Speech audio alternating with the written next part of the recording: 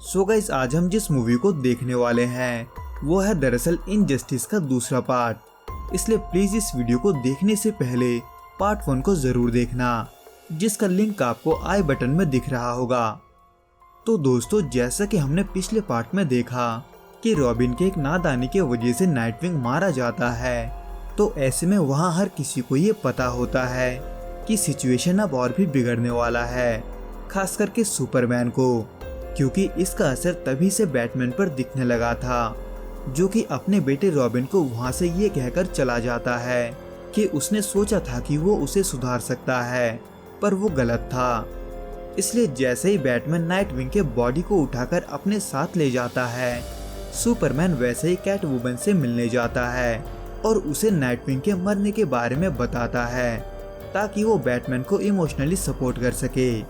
हालांकि Superman Batman का best friend होता है, जो कि अगर चाहता तो कैटवुमन के जगह जाकर बैटमैन से बात कर सकता था, पर सुपरमैन ऐसा इसलिए नहीं करता क्योंकि अब कुछ भी पहले जैसा नहीं था। इसलिए कैटवुमन ही दोस्त के नाते बैटमैन को संभालती है, जो कि चल ही रहा होता है कि वह दूसरी तरफ नाइटविंग खुद को आत्माओं के दुनिया में पाता है, जहां वो रामाकृष्ण नाम के गॉड से मिलता है, जो उसके आत्मा को वहां लाई थी, क्योंकि उस गॉड के हिसाब से दुनिया तबाह होने के कगार पर होता है, जिसका एक झलक भी वो दिखाती है। इन शॉर्ट, रामाकृष्ण ने नाइटविंग को मदद के लिए बुलाया था। हालांकि वो उसे वापस जिंदा नहीं करती, पर उसको अपने पावर्स दे देती है और उसको नाइटविंग से डेडविंग में बदल देती है, जिसके बाद हमें यहाँ पर एक बार फिर से रॉबिन दिखाई देता है, जो कि बाकियों की तरह नाइटविंग के ना रहने के वजह से दुखी होता है। पर वो सबसे ज्यादा दुखी इसलिए होता है क्योंकि उसके पिता ने यानी कि बैटमैन ने माफी मांगने के बावजूद भी उसे माफ नहीं किया था। पर इन सब को छुपाते हुए वो सुपरमैन को बैटमैन के लिए तैयार होने को बोलता है, क्योंकि गॉथम के असाइलम में साइबोर्ग के साथ बैटमैन ने जो कुछ भी किया था, उससे ये तो क्लियर था कि बैटमैन ने पहले से ही हर किसी के लिए कुछ न कुछ प्लान करके रखा है, यहाँ तक कि सुपरमैन के लिए भी, जिसको कहते हुए रॉबिन सुपरमैन को एक शख्स से मिलवाता है, जो कि होता है उसका दादा रेश अल गुल। हालांकि रॉबिन अपनी टीम को मजबूत बनाने के लिए रेश अल गुल को अपनी टीम में लेने की बात करता है, पर सुपरमैन ये कहते हुए मना कर देता है कि वो टेररिस्ट के साथ काम नहीं करता।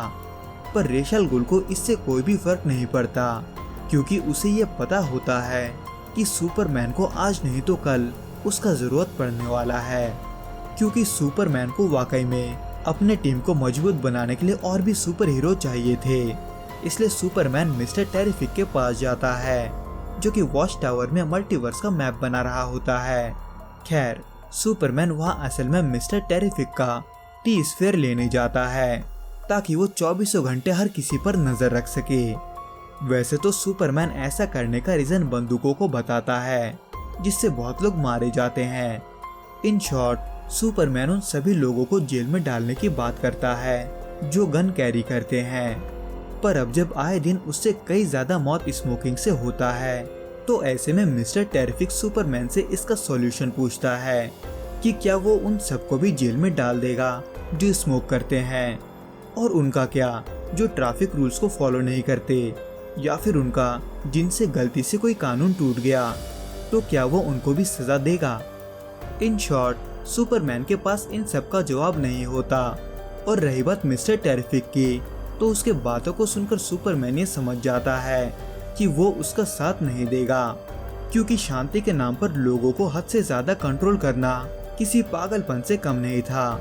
इसलिए इन सब से छुपते छुपाते बैटमैन अपने एक सीक्रेट बंकर में एक मीटिंग रखता है, जहां वो सुपरमैन को रोकने के लिए रेडसन कैनन को यूज करने की बात करता है, जो होता है फोर्ट्रेस ऑफ सॉलिट्यूड में, जिसको सुपरमैन खुद ही गार्ड कर रहा था।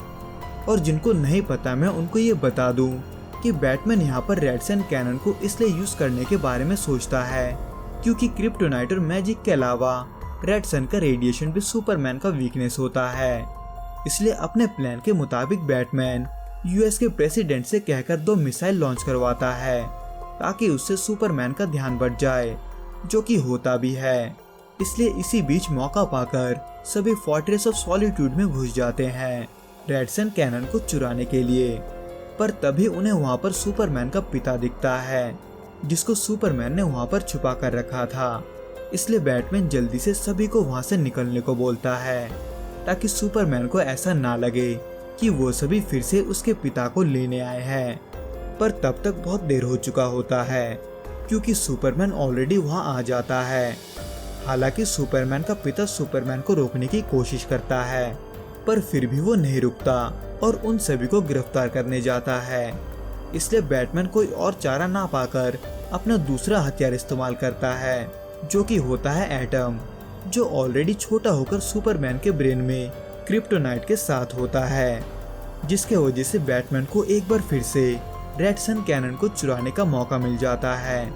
पर तभी वहाँ पर कोई आकर उस डिवाइस को उड़ा देता है, और वो होता है रेस अल गुल, जो आकर सुपरमैन को एक गैस सुंघाता है, जिससे एटम के साथ साथ क्रिप्टोनाइट भी खत्म हो जाता है।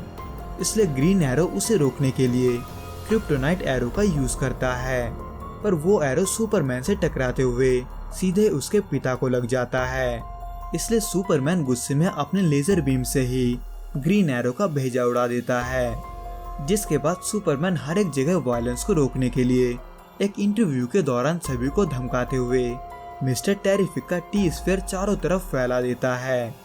जिसके बाद सुपरमैन घूमते घूमते एक नाइट क्लब में पहुंचता है, पर वहां पर सभी को जोकर के मेकअप में देख वो अपना आपा खो देता है और वहां सभी को मार देता है, जिसमें ज्यादातर बच्चे होते हैं।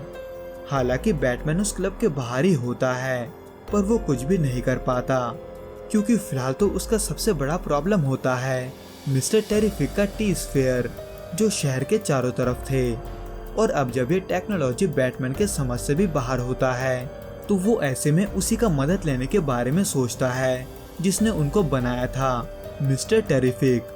पर फिलहाल ऐसा मुमकिन नहीं होता, क्योंकि मिस्टर टेरिफिक को सुपरमैन ने अपने जेल में बंद करके रखा था, जो कि मैरियाना ट्रेंच के गहराइयों में होता है, जहां का प्रेशर बैटमैन को कोई भी सबमरीन झेल नहीं पाएगा। इसलिए ऐसे में मिस्टर टेरिफिक को छुड़ाने के लिए बैटमैन वहीं पर मौजूद एक सुपर हीरो से मदद मांगता है, जो कि असल में कई दिनों से वहां छिपा होता है, और वो होता है प्लास्टिक मैन।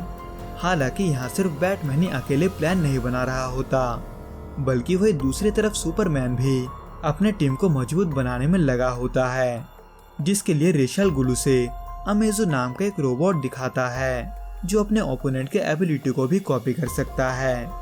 इसलिए सुपरमैन उसको एक छोटे शहर में टेस्टिंग के लिए भेजता है, जो कि हो ही रहा होता है कि वहीं दूसरी तरफ प्लास्टिक मैन मिस्टर टेरिफिक को छुड़ाने जाता है, पर साइबोर्ग के वजह से वो वहां से नहीं निकल पाता।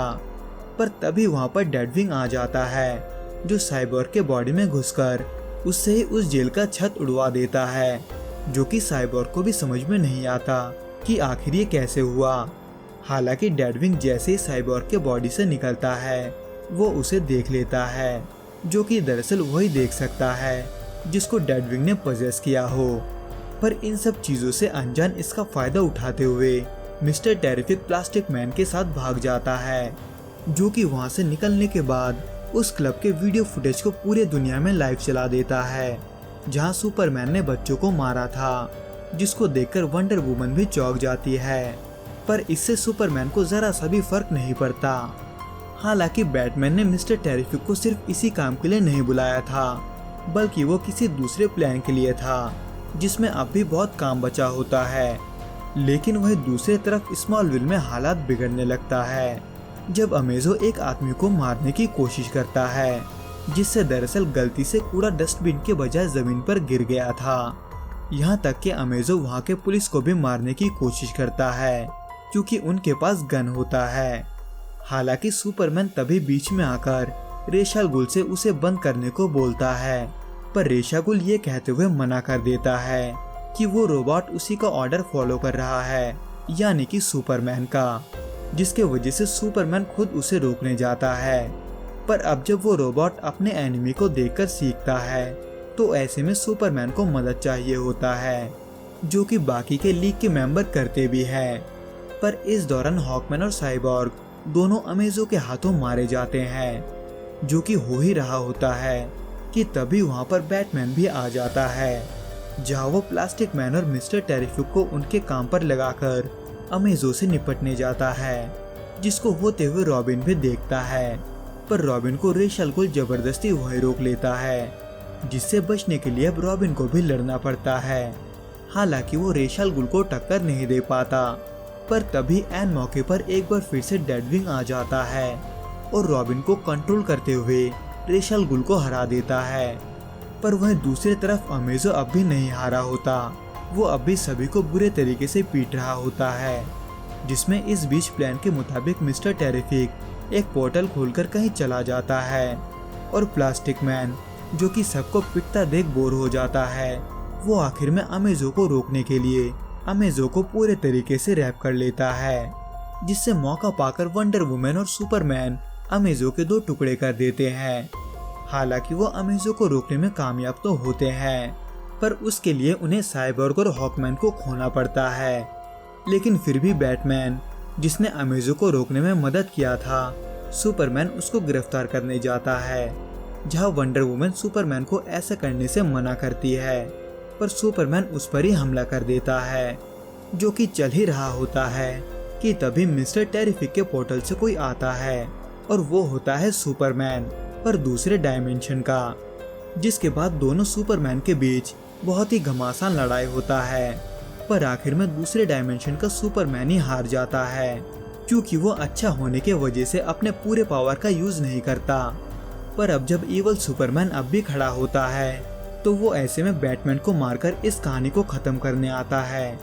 पर तभी सुपरमैन को पीछे से एक आवाज आता है, जो कि होता है लोइस लेन का। हालांकि वो भी दूसरे डायमेंशन की होती है, जिसका सुपरमैन मर चुका होता है। पर उसे समझाने पर और ये याद दिलाने पर कि आखिर सुपरमैन कौन है, तो ऐसे में आखिर में सुपरमैन को बहुत ही पछतावा होता है, क्योंकि उसने अभी तक कई लोगों को मारा था, जबकि उसके लिए हर एक जिंदगी कीमती था, यहाँ तक कि क्रिमिनल्स का भी। इसलिए आखिरकार सुपरमैन सरेंडर कर देता है और बाकी क्रिमिनल्स के तरह ही खुद भी सजा पाने के लिए मान जाता है, इस उम्मीद में कि शायद उसे इन सबको सुधारने का फिर से कभी दूसरा मौका जरूर मिलेगा। तो दोस्तों, इस वीडियो में बस इतना ही। मैं आपसे फिर मिलूंगा कुछ नए और ऐसे ही अनोखे मूवीज के साथ। अगर आपको ये वीडियो पसंद आए तो प्लीज इस वीडियो को लाइक, शेयर और इस चैनल को सब्सक्राइब करना ना भूलें। Till then goodbye and be safe.